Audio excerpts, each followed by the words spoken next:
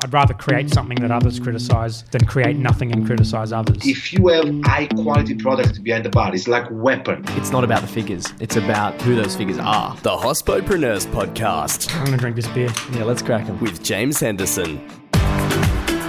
Hello and welcome to episode 88 of the Hospopreneurs Podcast. Katy Barfield has dedicated the past 12 years to fighting food waste. As the founding CEO of SecondBite, she led the organisation to redistribute over 2 million kilograms per year until leaving in 2012. Continually reminded of the 4.1 million tonne annual commercial food waste figure, Katy founded Yume in 2014 as Australia's first online food surplus marketplace. The award-winning social enterprise is one of only 2 companies globally using this kind of tech to redistribute surplus food and works with market leaders like Kellogg's, Sodexo, Unilever and Mondelez, and has sold over 1.2 million kilograms of quality surplus food. Katy holds a Master of Arts and is a graduate of Stanford University's Executive Program in Social Entrepreneurship.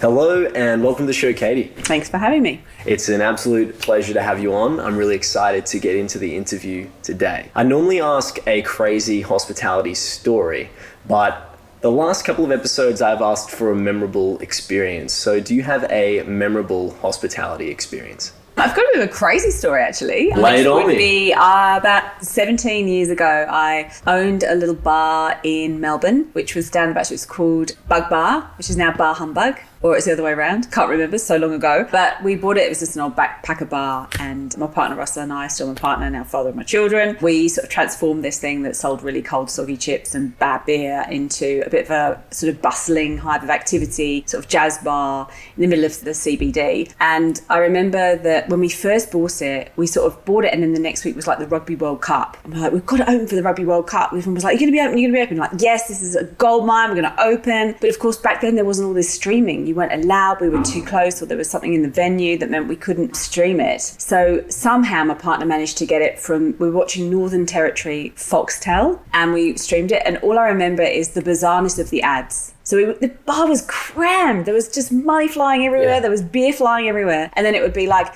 and Trevor's Tractors, come to us to get the best in tractor quality. And then it'd be the way everyone would be going crazy. And then it'd be like, best bales of hay in the state. Come here to get your bales of hay. And it was just such a bizarre thing. Selling tractors and bales. And, wow. Yeah. It was good fun. Thank you very much for sharing your crazy hospitality story. I normally ask why you do what you do. Before I ask why you do what you do, I'd like to know how you define success. For me, success is about making a difference. It really is. For me now, success is all about making a difference. It's about the legacy that I leave. It's about making the world a better place and achieving on mission. For me, success doesn't come in a monetary form. I sort of forewent that a long time ago in order to pursue my passions, which is really to create an environment that is going to be able to sustain my children as they get older and their children and so on and so forth. Because I think the way that we are treading so heavily on this planet, and we are certainly overshooting, what we're putting in is certainly a lot less than we're taking out. We're taking so much out of this planet. So for me, success is going to be about making a difference in that space. I can see how that ties into what you do. We're going to open that up in just a minute. If we step into that second question, I normally ask why you do what you do.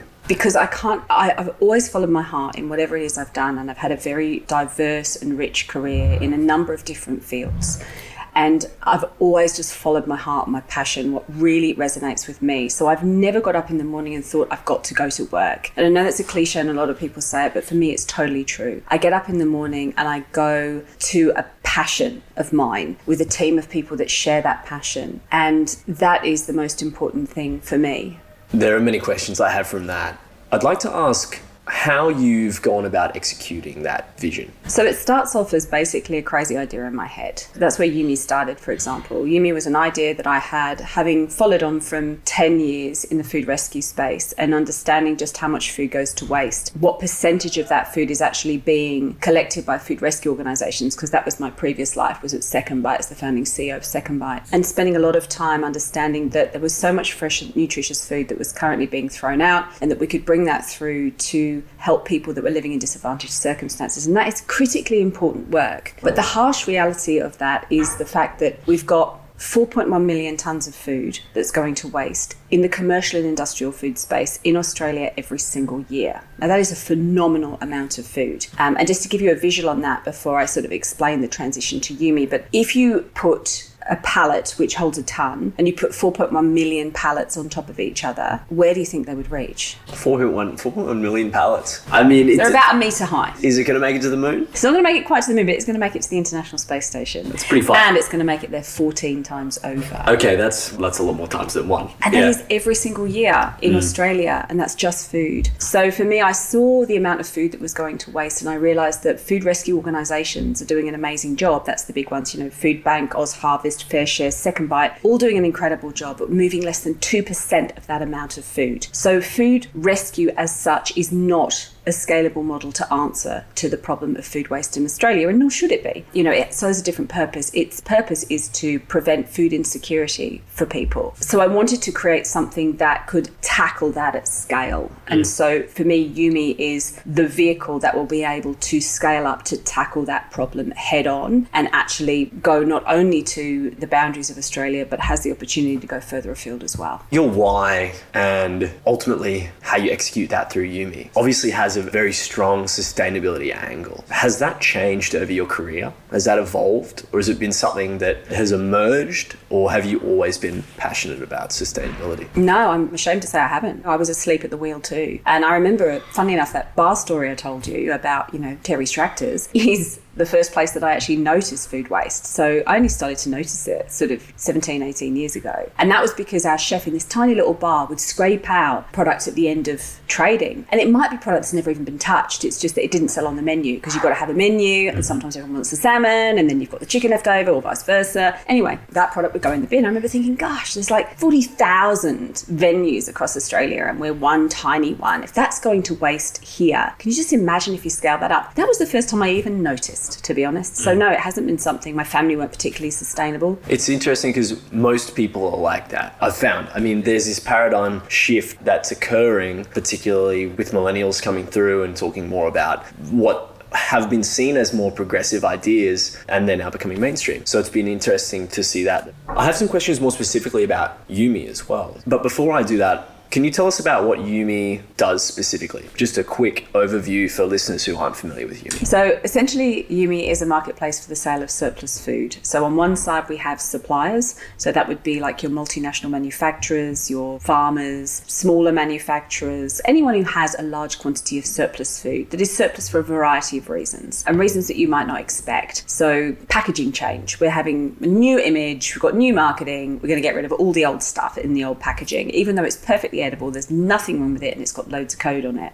It could be the fact that it is close to code. It's coming up, it's only got 2 months left on it, whereas the retailers require 6 months. It could be the fact that in the manufacturing process, there's become a slightly high water content in the case of cream cheese, for example. Perfectly safe to eat. So the food is of brilliant quality. It could also be that it's missed a delivery window into Woolworths and therefore it's been sent back to the DC and therefore it's going to be discarded. So there's a whole variety of reasons. They put that product onto the platform and they can white label it. So what that means is it's like virtual white labeling. You don't have to relabel everything. It's just that when it shows on the platform, you can't see the brand. Now that's really good news for the multinational manufacturers because they are very concerned about their brand. Once it's up there, it might say quality cream cheese from South Australia. There are buyers on the other side. So there's about 450 suppliers and we've got over 2,000 buyers on the other side. They're all businesses and it could be pub groups. So Colonial Leisure Group have bought from the platform. Even Rockpool have bought from the platform. It can be the Qantas Lounges buy from the platform. There's a whole variety of different buyers, larger scale buyers, industrial caterers that buy from the platform. And then we don't get involved in that at all. We don't take ownership of the product. We don't even touch the product. That's why it's such an efficient way. It's put up for sale. These guys say, yeah, we want to buy it. They'll either accept the price or they'll counter. And then that transaction happens between them and the food flows through from A to B. I'm interested to know how you maintain quality. I would actually say that with Yume, it's more transparent than probably any other system in the food industry because we put every single detail about that product up on the platform. So a certificate of analysis You want to buy, you don't get a certificate of analysis when you're a pub buying off of a distributor, but you'll see a certificate of analysis so that you can see all the details of that product. To get product onto the platform, suppliers need to meet all of the relevant health and safety certification. We need their insurances. Like, it's a lot harder to be a supplier on the platform than it is to be a buyer. And that's because we do need to protect everybody in that process. We do need to make sure that that food is safe for consumption. But it's very important that the suppliers understand, and they do because they signed some pretty heavy T's and C's when they joined the Yume platform, that the liability is squarely on them. It's no different selling through the Yume platform than if you're selling direct to a lounge or to an industrial caterer. And so your reputation is right up there. In order to maintain that reputation that you have, you don't want to be doing the wrong thing by people. Yes, and they don't. But they aren't going to know their brand when they buy from them, will they? Well, what happens is a number of them are happy to disclose the brand. So in the instance of cream cheese, which I gave you, it might say quality South Australian cream cheese. It will give you the certificate of analysis. Yeah, redacted, so you can't see the brand, but it'll show you all of that. And like, you can buy with confidence. And it'll also have testimonials, Sodexo saying we bought this product, it is brilliant. And often, once we've approved the sale with the supplier, or the supplier said yes, we release the brand. So then the buyer knows Philadelphia is actually what's going to arrive. So there is disclosure at that point. Fantastic. How do you track supplier problems through the marketplace? Well, there haven't been many, touch words. The only time that we've ever had that is when a product has been described on the platform and it's arrived and it's not what the buyer expected. So it was prunes in this case that had a slightly higher moisture content, and there's nothing wrong with them whatsoever, but it was too high the moisture content for the application that the buyer wanted to use it for. In that case, they have a 24-hour period to be able to check the goods and say that's not actually as described on the platform, and then it can be returned for a full refund.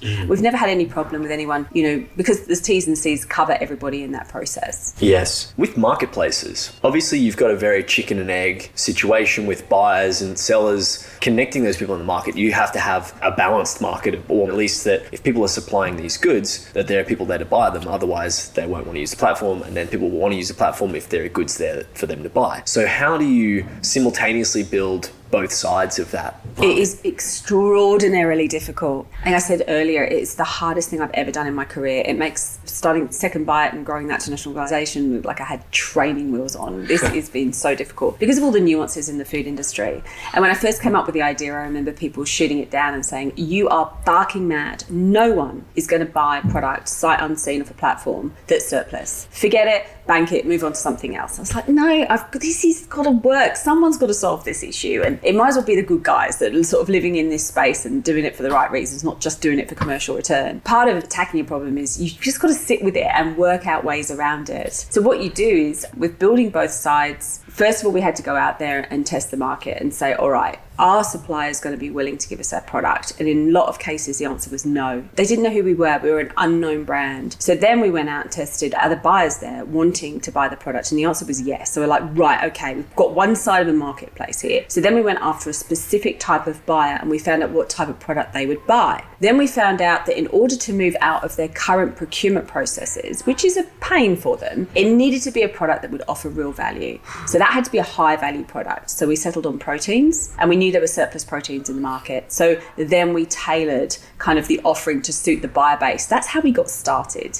So we focused and doubled down on the proteins because we knew the high value salmon, chicken, anything that has got a high value would encourage the buyers to go outside of their procurement process and go through the platform. And then once you've started that process, we just grew the protein basket and grew the buyer base in line with that. Then we had to think about, all right, who has some of the biggest buying power in the country? And that's a lot of those industrial caterers, the Spotless, the Sodexo, a lot of these guys that do Rio Tinto, and they do all of these different kind of big contracts that they service. And so we went after them, and that was a slow process to get them on board, really, to help them understand and sort of buy into the concept. And then it was about slowly expanding the shopping basket. So it's an iterative process. It's sort of one informs the other. As you grow your buyer base, you get the shopping list, you then understand where the surplus lies for that shopping list. So you grow your supplier base, and then you'll find out where there are more buyers for that supplier base. And then when you hit a point where it builds momentum on its own, and then people start talking about it, and you're in a number of different publications, and all of a sudden there's articles being written and there's stuff going on in social, and from that, this sort of snowball effect starts to take on. How did you experience as a CEO transfer over to founding a startup? Really hard, because SecondBite was a startup essentially as well, but we'd grown it to a point where we had resources. We had a marketing department, a finance department, a BD department, a research department. We had the whole operation guys downstairs. It was a big organization and there was a lot of resources, and people also could volunteer a lot of time and give a lot of support and services pro bono in that sort of charity space, which is great. So it's a lot harder here at Yume, to actually get those resources and to basically you're booking your own flights. You're hand to mouth. It's like, I need a new phone. I better pop down to the shop myself and see if I can negotiate a better contract. You literally go from having all of this support around you and somebody working there as an EA for you, doing everything, booking your flights and making sure that everything happens in time, to me doing it. And I'm terrible at it.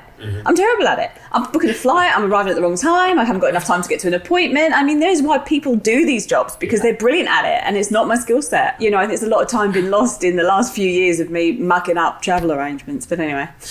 Quickly on that, do you have any advice for people balancing all of these things? Because obviously you mentioned your husband as well. Obviously if there's a family there, it's a much larger piece. So what have you taken away from all these experiences to be able to execute what you do? Look, there are days I do it well, there are days I do it really badly. There are weeks I do it well, there are weeks I do it really badly. I can fall in a heap at the end of some weeks. I think, what just happened? I've barely seen my children. Hello, who are you? Oh yes, you're the man that I've lived with for 20 years. And then there are weeks where I remember what's important and I remember to bring in the balance. How do you decide what takes priority when? It changes, it shifts. So it depends on what the most pressing need is at that moment. If Yume is currently going through some huge event or an award, or there's a huge amount of PR, then I prioritise that. And I have a partner at home. I'm really lucky. Russ is there and he will do the drop-offs and he has really flexible working hours. I could not do it if someone else had. I don't know how we do it if he had a really demanding role where he had to be in certain places at certain times. Sometimes the thing that's screaming the loudest isn't the most important. So how do you weigh up what is the most important? Probably the biggest lesson of my career to date would be learning to say no, because I'm a yes person. I'm very much a yes person. Yes, I can do that. Yes, I can be at that event. And all of a sudden I realise I've completely overextended myself and I've fallen in a heap. And I think it's only by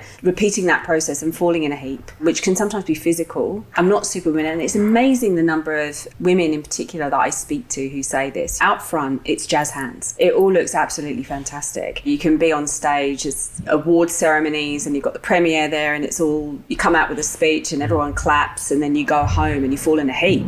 Or you have a glass of wine to turn your brain off. The number of times I hear that story. So I think that the biggest lesson is learning to say no to things. And sometimes I'm still not good at that. And other times, like at the moment, I'm pulling back and making sure that I work from home every Friday, so that I can take my kids to school and I can pick them up. And I've got it written on my fridge. I work from home on Fridays, which reminds me that when someone says, hey, can we have a catch up? How about coffee on Friday? I'm like, no. But sometimes it needs to be as really basic as writing it on your fridge to remind yourself every morning that you don't do that. Because entrepreneurs by nature, or people that found businesses or are so invested and so passionate about something, it does become the focus. So you need to remind yourself to say no. Regarding support, how have you found co-working spaces, incubators and other startup communities in your journey? When I actually take the time to pull my head out of Yume and go to a business chicks breakfast or something, and I find myself sitting next to Sayan Taid and having an amazing conversation with someone who's been through it all before, and I've got so much that I can learn from her, then it's fantastic. It's, again, being disciplined enough to say, you can take these 2 hours out to go to a business breakfast. You can give yourself permission to do this, because that's what you need to do to keep, I guess, the grey matter well-oiled and keep the ideas and the creativity flowing. Because the net result of not looking after yourself and the net result of not giving yourself the opportunity to be amongst like-minded people is, in the end, you are actually going to not be any more creative than the person sitting next to you. You need to keep that edge. So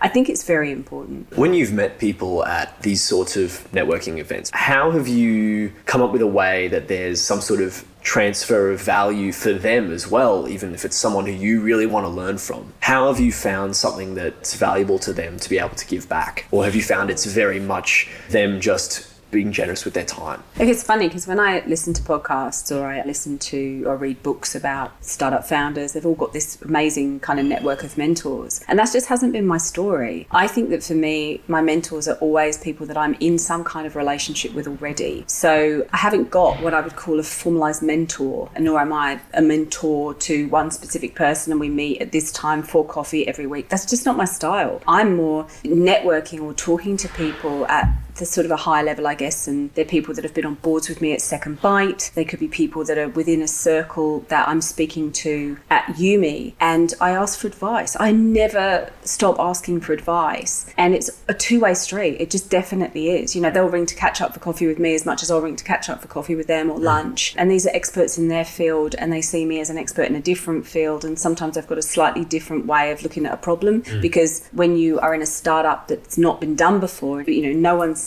actually done this before, create a piece of technology to move surplus food around the place. You know, I don't have all the answers, but what I've got to do is get creative about them and seek to find those answers. Otherwise, we would have shut up shop years ago, because sometimes you can face challenges hourly at Yume. And so I think people seek my advice. You know, someone ring me and go, hey, look, can I just have a chat to you? We've got this idea about so-and-so and just got this sticking point. It'd be great if we can come and sort of, you know, just have a bit of a brainstorm for half an hour, and I'll try and do that wherever I can. Yes. It's interesting because you mentioned there that people use these terms in other podcasts and programs, and people, if friends and whoever in life, there are terms that are overused like mentor, and I personally think meditation is an overused term, and it's formed its own sort of entity. You know, it's this other beast that the mainstream carries on with, and it turns into something else. Without getting carried into that though, I'm interested to know, as a sort of segue into the next question I have for you, is you've attracted some very serious interest from well-known names in the world, even like Fairfax, Meyer, Alan English from Silver Chef. How did you go about presenting Yume to those people? Was that through another business as well, or did you approach them directly? How did you build this sort of relationship with these people? It's a mixture of approaches. So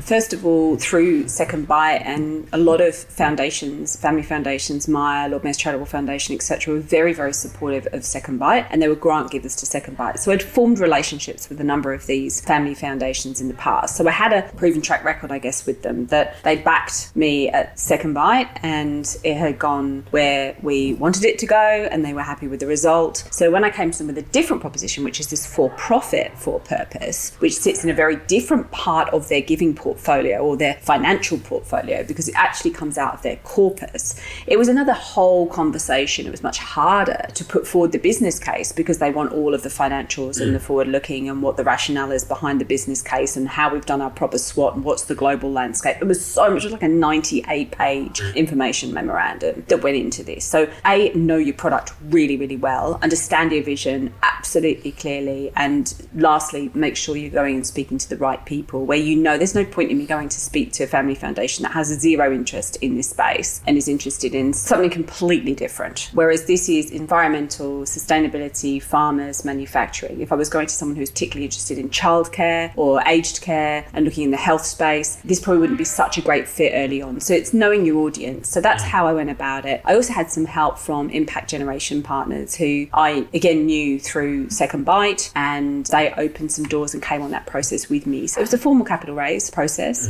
It's long, it's arduous, it's a marathon, not a sprint. And I think a lot of people think the money will come in 3 months. I always say double it, at least double it, because that's how long it takes to get these things off the ground. But that's really how I did it. It was past connections, new connections, and using somebody who's very experienced to navigate it with me. Fantastic. Katie, I'd like to know what you're learning about or exploring at the moment. At the moment, I'm exploring kind of how to position the business. So we're looking at a number of different sort of sources, doing a lot of reading with regards to, and you asked me to describe us, and I say, well, we're a marketplace for the sale of surplus food, but actually it means a lot more than that. So at the moment, myself and Cami, who heads up marketing, are really looking at how we package Yume together. And by that, I mean, we are a whole suite of tools that companies can use. So yes, there's a marketplace, but there's also integration, API integration, which can plug into your inventory management system, which means this is a totally automated process. You don't need human beings to decide whether that product's right for Yume or not. It just all comes onto the platform at a certain point in time. We also have a tailored outreach where we can get a product that's really random, like maltitol, which is what we got once, 14 ton of maltitol, which is an artificial sweetener. We're like, well, what on earth? Who's going to buy that? You know, we've got industrial caters. What are they going to do with 14 ton of maltitol? Anyway, we couldn't believe it. It's sold in the end to a pharmaceutical company. And that was because the team were passionate about not seeing this go into the ground and actually research other areas where it could be relevant. In their manufacturing, it turned out it was in pharmaceuticals. Put it out there, out it goes. So at the moment, what we're doing, and I can't give you the definitive term for it or the sharp elevator pitch for how we will talk about it, because it's right in process at the moment. We had a meeting about it this morning, but it's how we repackage it so that we are a complete service. We're a complete solution, a one-stop solution for food companies to address their food waste and looking to quantify that in dollar figure for them. So if you've got 10% food waste, this is something companies don't think about. Well, that's 10% of my cool room that's being used to house food that's never going to be sold. That's an expense. That's 10% of my energy bill. That's 10% of my wages. That's 10% of my operational costs. That's 10% of my rent that I'm paying for food that's never going to be sold. I'm going to put it in the ground. So what we're trying to do at the moment is put dollar figures on that so that we can really turn around to the big companies and say, this is how much money you are flushing down the toilet right now. It's not just a marketplace for surplus food.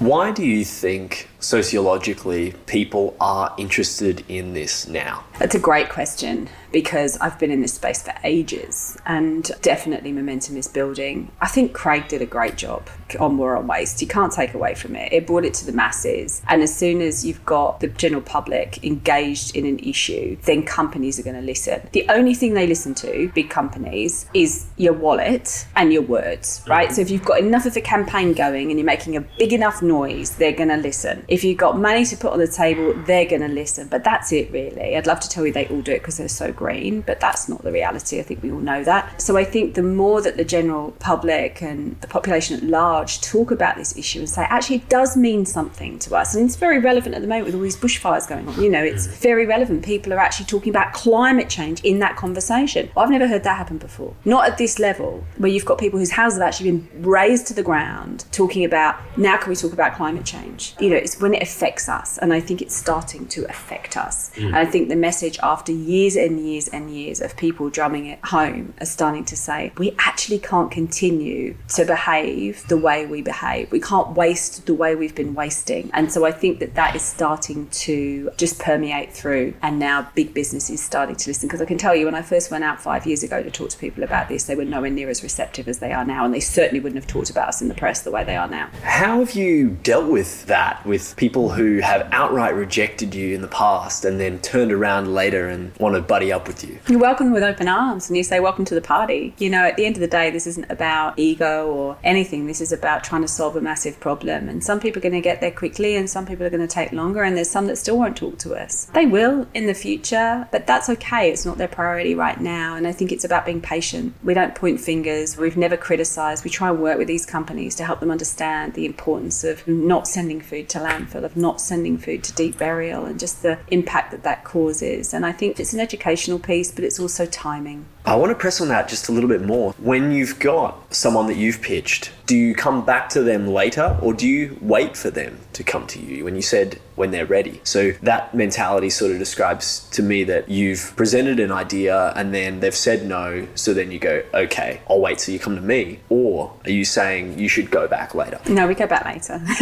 We don't let anyone off the hook. We've got a very detailed target list and they're in different colours, and the different colours represent whereabouts different companies are in their journey. And so there'll be those that we've approached and that they've gone, no, not ready for you, or they just don't get it. They don't get it. Also something like, well, we work with Food Bank, and it's like, it's totally different. We're much further up the food waste hierarchy. We're trying to prevent this stuff from becoming, but they're just not ready. Okay, that's fine. There's no point hitting your head against a brick wall because you're just going to waste time with people that are ready. That's who we should be talking to. But we paint them a different colour and then we come back to them in 6 months. And we just never stop reminding them that we're there. And we're the same with suppliers and buyers. You know, we don't let them forget. There's a very big industrial caterer who will remain nameless who doesn't work with us, whereas all the others are. That's okay. We'll just keep reminding you we're here. And one day when you've seen enough stories about us and you've got enough proof that actually this is a good way to purchase your food, and you're not only going to save money, you're going to save the environment, and you're going to help Australian manufacturers and farmers, you'll come to the party. We look forward to welcoming you when you do. I love that. That was an excellent answer.